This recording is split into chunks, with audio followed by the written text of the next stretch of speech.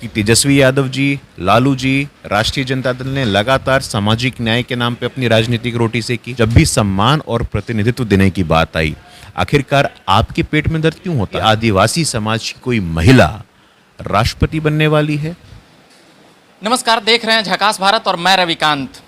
राष्ट्रपति का चुनाव होने वाला है और एनडीए ने द्रौपदी मुर्मू का नाम आगे किया था। उसके बाद जिस प्रकार से आरजेडी के नेता की बातें आती है कि वह एक मूर्ति हैं, मूर्ति की तरह हैं, और भी राष्ट्रीय प्रवक्ता हमारे साथ गुरु प्रकाश हैं, उनसे अभी हम जानेंगे कि किस प्रकार से इन बातों को लिया जाए और क्या कुछ है। राष्ट्रपति उम्मीदवार के ऊपर किस प्रकार से टिप्पणी की गई, कैसे देखते हैं? देखिए, कल राष्ट्रीय जनता दल के तेजस्वी यादव जी ने जो स्तरहीन बयान दिया है, हम लोग उसकी भर्त्सना करते हैं, हम लोग उसकी निंदा करते हैं। लेकिन उससे बड़ी बात यह है, हमें एक पृष्ठभूमि समझने की आवश्यकता है कि तेजस्वी यादव जी, लालू जी, राष्ट्रीय जनता दल ने लगातार सामाजिक न्याय के नाम पे अपनी राजनीतिक रोटी सेकी। सामाजिक न्याय के नाम पे आपने राजनीति की, लेकिन क्या आपने वास्तव में समाज के पिछड़ों की चिंता की? क्या आपने वास्तव में अनुसूचित जाति जनजाति की चिंता की? जब भी सम्मान और प्रतिनिधित्व देने की बात आई, आखिरकार आपके पेट में दर्द क्यों होता है? पहली बार देश के राजनीतिक इतिहास में आदिवासी समाज का कोई व्यक्ति, और उसमें भी आदिवासी समाज की कोई महिला राष्ट्रपति बनने वाली है। और आपको ये बात स्टाम्प कहा जा रहा है। यही तो दुर्भाग्य है, यही दुर्भाग्य है कि पहली बार कोई आदिवासी समाज का व्यक्ति, आदिवासी समाज की महिला को राष्ट्रपति भवन जाने का अवसर मिल रहा है। बीजेपी वोट बैंक की गंदी राजनीति कर रही है। अरे भाई, वोट बैंक की राजनीति क्या है?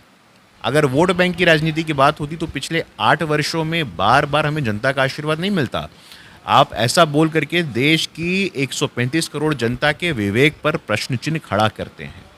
मैं पुनः आपसे आग्रह करता हूं कि आपने जिस प्रकार के भाषा को उपयोग किया है, संपूर्ण देश के अनुसूचित जाति, अनुसूचित जनजाति के युवाओं में आक्रोश है। आज भी आपके पास मौका है कि परिणाम आने से पहले, क्योंकि परिणाम तो सबके सामने स्पष्ट है, ऐतिहासिक और अभूतपूर्व तरीके से द्रौपदी मुर्मू जी विजयी होने वाली हैं।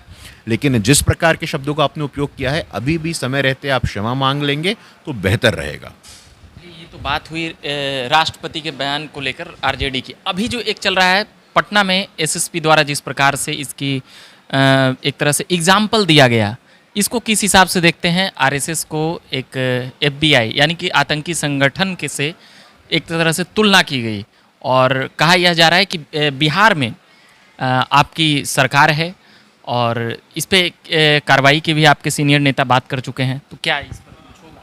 देखिए, अज्ञानता और अनुभवहीनता, आज दुनिया का सबसे बड़ा एनजीओ, दुनिया का सबसे बड़ा स्वयंसेवी संगठन कोई है तो राष्ट्रीय स्वयंसेवक संघ है। देश का सबसे पुराना और सबसे बड़ा विद्यार्थी संगठन कोई है तो अखिल भारतीय विद्यार्थी परिषद है। देश में श्रमिकों की बातों को मजबूती से रखने वाला कोई संगठन है तो भारतीय मजदूर संघ है। विश्व की सबसे बड़ी पॉलिटिकल पार्टी है तो बीजेपी है। ये सब संघ विचार परिवार है। जब भी आतंकवाद तैयार, जब भी कोई आपदा, विपदा, कोरोना, सुनामी आता है तो कौन दिखता है आपको? जरा कैमरा लेके जाइए तो कौन दिखता है आपको? गणवेश में हमारा स्वयंसेवक दिखता है। त्याग, तपस्या, बलिदान का परिचायक हमारा स्वयंसेवक है। जो लोग भी इस प्रकार की बात करते हैं वो अपने पॉलिटिकल इंटरेस्ट से लिए बात करते हैं। लेकिन मैं आपको बता दूं, इससे संघ परिवार को कोई प्रभाव नहीं पड़ता है। ऐसे बहुत से लोग पहले आए हैं और ऐसे बहुत से लोग भविष्य में आएंगे, लेकिन संघ अनवरत माँ भारती की सेवा में लगा हुआ है और लगा रहेगा। पहले भी एक बार इस देश के गृह मंत्री सुशील कुमार शिंदे का बयान आता है कि भगवा आतंकवाद का शाखाओं में ट्रेनिंग दिया जाता है। इसको किस हिसाब से देखा जाए? अरे भाई, तमाम एसआईटी, तमाम इंक्वायरी हुई, आप एक तथ्य तो ला नहीं पाए। कोई 1% एविडेंस भी आप नहीं लेकर के आए। अगर आप कोई तथ्य लेकर के आए तो पता भी चलता। शुद्ध रूप से तुष्टीकरण की राजनीति आपने करनी थी और तुष्टीकरण के राजनीति के फलस्वरूप ये बात आपको पच नहीं रहा था कि हिंदू अस्मिता का मान सम्मान बढ़ रहा है। इसलिए मुझे लगता है कि वो अपने पॉलिटिकल इंटरेस्ट से ऐसी बातें कहते हैं, उनको बचना चाहिए। मैं ये एक अनसॉलिसिटेड एडवाइस, एक सलाह उनको दे रहा हूँ कि अगर वो स्वीकार करें तो ज़्यादा अच्छा रहेगा।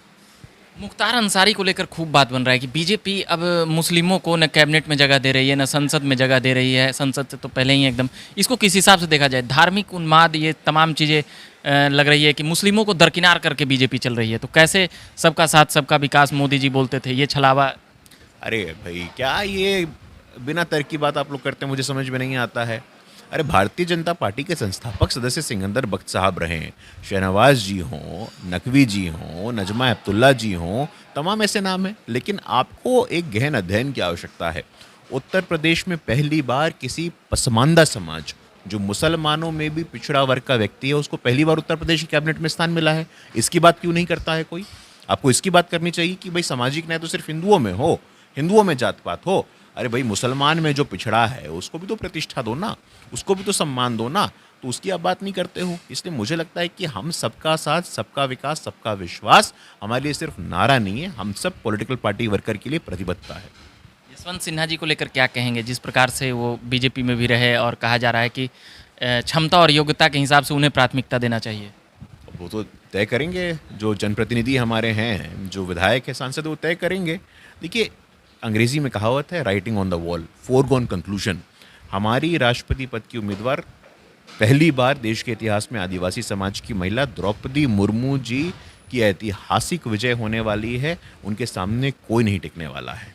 चलिए, बात कर रहे थे हम बीजेपी के राष्ट्रीय प्रवक्ता गुरु प्रकाश से। अभी के लिए हम इतना ही कहेंगे। बने रहिए झकास भारत के साथ। धन्यवाद।